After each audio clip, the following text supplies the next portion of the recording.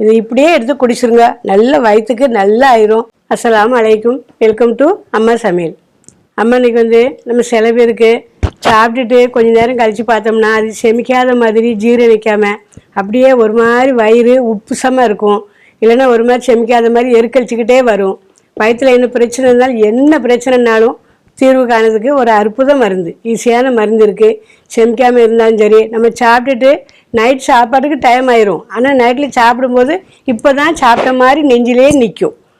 கல்யாண வீட்டில் போய் நம்ம பிரியாணி சாப்பிட்டு வந்தாலும் எது சாப்பிட்டு வந்தாலும் நெஞ்சில் ஒரு மாதிரி நின்றுச்சுன்னா, வயிற்று பிரச்சனைன்னு இருந்துச்சுன்னா, வயிற்றில் உப்பு சமம் ஒரு மாதிரி வந்தால் கூட என்ன செஞ்சாலும் இதை புழிஞ்சு நம்ம சாப்பிட்டோம்னா நல்ல உடனே இது தீர்வு காணும். ரொம்ப நேரம்லாம் ஆகாது, 1/4 மணி நேரம் 1/2 மணி நேரம் அப்படிலாம் ஆகாது, 5 நிமிஷம் கூட ஆகாது.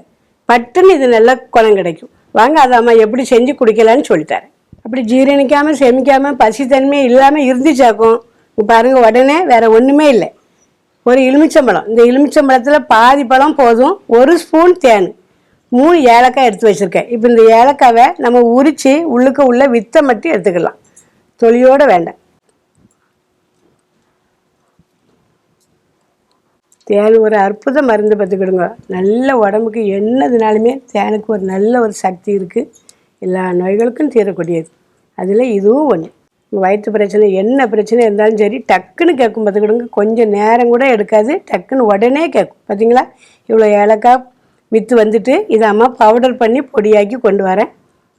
பாருங்கள், அந்த 3 ஏலக்காய் விற்றும் இவ்வளோ பவுடர் கிடச்சிருக்கு. எல்லாமே நுணுக்கிட்டு வந்துட்டேன். ஒரு சின்ன கல் வரல் இருக்குது, அதை வச்சு நுணுக்கி கொண்டு வந்திருக்கேன். இது எப்படி இருக்கட்டும். நம்ம இப்போ ஒரு கிண்ணத்தில் எலுமிச்சம்பழத்தை வெட்டி புரிஞ்சுக்கிடலாம். பார்த்தீங்களா, இப்படி பாதி பழம் போதும்.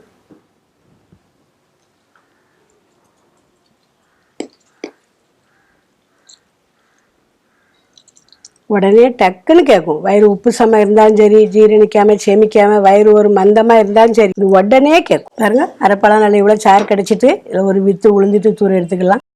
இதில் இப்படியே இந்த ஏலக்காய் பவுடர் நம்ம தட்டிடலாம். கூட நம்ம 1 ஸ்பூன் தேன் ஊற்றிக்கலாம். நல்லா கலக்கிக்கிடுங்க, நல்லா மிக்ஸ் பண்ணி.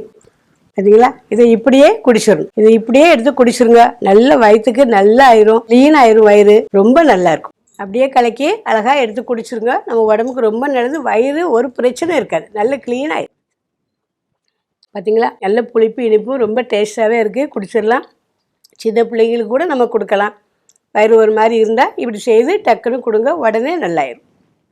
ரொம்பவே நல்லாயிருக்கு. நம்ம அந்த வயிறு பிரச்சனைக்குள்ளே மருந்து செஞ்சு காட்டினது உங்களுக்கு பிடிச்சிருந்தா லைக் பண்ணுங்கள், கமெண்ட் பண்ணுங்கள், ஷேர் பண்ணுங்கள், அப்படியே ஃபாலோ பண்ணுங்கள். தேங்க்யூ.